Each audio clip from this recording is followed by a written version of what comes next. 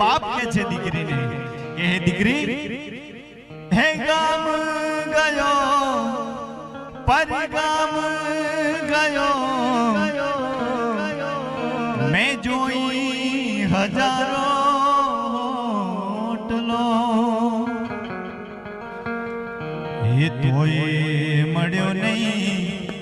હે દીકરી બા તમારા આ હાથનો ઘડેલો રોટલો, એ હજી યાદ છે મને ઈ ફળિયાનો રોટલો. અને એ દીકરી જ્યારે નાની રમતી અને 12 વર્ષની થાય છે ત્યારે એ 12 વર્ષની એ થઈ ગઈ બા